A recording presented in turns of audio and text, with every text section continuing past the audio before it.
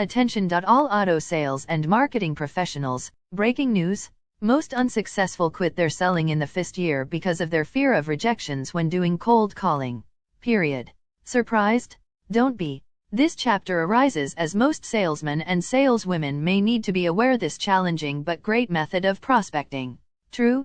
Trust me, it's hoped that by you knowing and finding your ideal customers you can overcome the lack of prospects for sales personnel to sell to. Moreover, by you reading this chapter on cold calling method it will additionally help you get more sales resulting from selling to more ideal prospects. True. Jokes aside, by the way, the significance of this chapter would encourage more salespeople like you to be convinced that such form of prospecting may be a better form of getting more and better customers. Believable? However, this is not a silver bullet to shoot down all your prospecting problems, because it can be an embarrassing task especially for a newbie salesman or saleswoman. On the other hand, this may be also an excellent starting roadmap for these rookies to launch a successful career in sales. Again, believable? You should. Before jumping into the chapter, please be aware of the following salient points therein, such as the definition of prospecting by cold canvassing, the 2 ways to carry out cold canvassing, the 4 reasons why we must use cold calling as the initial tool of the selling process, and finally the steps you need to take to carry out such successful canvassing. Happy? You bet? Without delay, let's read and view for ourselves why this may cause us to use another method of getting prospect. Okay. Chapter 8, Cold Canvassing Prospecting Method. Quote, whatever it is you are calling about, you must do it with integrity and honesty. The way to be an excellent cold caller is to care about what you're talking about. By Simone Laraway, The Holistic Guide to Cold Calling, a step-by-step guide to help you create new business opportunities. Does this method of prospecting sound strange to you? If it is, don't be shell-shocked. You ask, why? Simply because even experienced salespeople, especially rookies, are not aware if this method really works. True. Jokes aside, basically this prospecting method operates on laws of averages, or better known as cold turkey survey or new account method. Additionally, here, the salesman does not know the prospect. As it is, even a senior salesman dares to take calculated chance of collecting the names and addresses of such leads in a particular locality, and then bravely meets them by canvassing. The aim is based more on providing services more than selling, as the salesperson is meeting the prospect for the first time. The underlying idea is to give some benefits to the prospect by calling on him. Salesman uses extensively you attitude. Such canvassing can be done by paying a cold visit or an introductory telephone call. This method takes place on the premise that the target prospect does not know about a product or a service. In essence, this processing style involves approaching people and matching their interest in buying your service and product down the line. The interaction doesn't normally involve any sales pitch or even details about what the salesperson are offering. Research has proven this is a better way to filter out these uninterested people beforehand, so that your team could focus on those who are genuinely interested, thereby making your interactions more productive. Believe it or not, cold calling does the heavy lifting for you and makes your efforts more efficient and effective. Again, you ask why? Reason? To discover the answer, then let's take a hard look at what it is and how you can carry it out. The sole objective of such interaction is to survey the individual and collect insights that pan out the good leads. In truth, there are 2 ways to carry out cold canvassing. Way number 1. In person. You do this by going door to door in a neighborhood. Way number 2. Over a telephone call. You can organize a phonation to connect to a large list of people or go through lists individually. That said, let's look closely at the 4 reasons why we must use cold calling as a selling tool. Okay, here's goes. Reason 1. Establish rapport. If you like meeting people, then cold canvassing is a great opportunity for you to filter out your prospects. Moreover, you can learn more about your prospects. Unlike telephone prospecting is limited to verbal communication, and prospects expect being sold products on cold calls at times, you relentlessly dial hundreds of numbers every day. And when you're directed to voicemail, you still must religiously following up. Even when you get rejected by anyone, you must pull your chin up and keep calling because you know it's a numbers game. In desperations, you may desire to pinpoint why you're failing to connect with the decision makers that authorize the purchase. Also, you want more information rather than relying on tones and verbal cues of your prospects by telephone. but without success.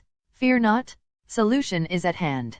That's where cold canvassing comes into the picture. Instead of picking up the phone, alternatively it requires you to approach potential customers on the field knocking on their doors.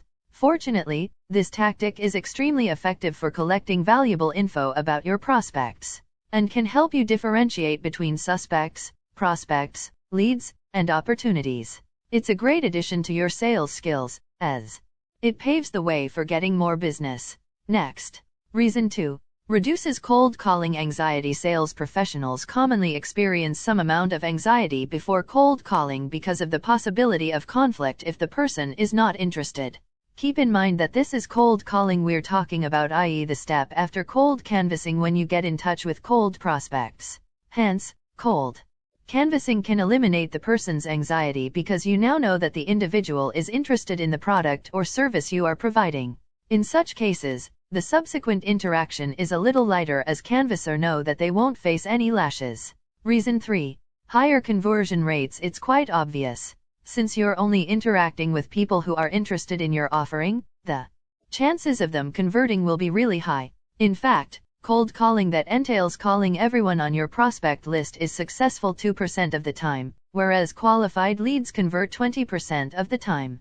Reason 4. Provides valuable insights into the consumer. Apart from improving your conversion rates by filtering out uninterested prospects, cold canvassing can also provide you with a lot of data on your ideal customer. You can use this data to tweak your product or service and make it more appealing to your target audience. Then there is the issue of how to implement cold canvassing. By the way, are you now fully convinced that cold canvassing is an integral part of your sales success? You should be. Anyway, let's take a serious look at the steps you need to take to carry out excellent canvassing. Alright. Step number 1. Decide your target prospects. Before you start canvassing, the first question is, who are you going to target? This will vary based on what you're selling. You can also consider this prospecting method to be a sort of pre-qualification of prospects. Once you know whom to target, you'll have a better idea of what information you need to get from them. Moreover, the target prospects also help you decide which outreach method would be more suitable for you. Step number 2. Determine the insights you need. Next, you have to determine what kind of insights you wish to gain from the interaction. Are you looking to gauge your target audience's interest in your product/service or get market insights to improve your product/service? In truth, you can do both as well, but you may have to extend the duration of your interaction, which may put off your audience. Deciding the objective of the interaction will help you frame your survey questions. To get some market insights, you may want to focus on their pain points, the challenges they are facing, etc. Step number 3. Prepare your team and send them out. Once your questions are ready, it's time to send your team out, or get them to start calling. No matter what outreach method you choose, make sure your team is well prepared to overcome common challenges. Apart from the above, another factor to consider is the conversation's opening. This is very important because the people your team will be surveying won't be expecting it.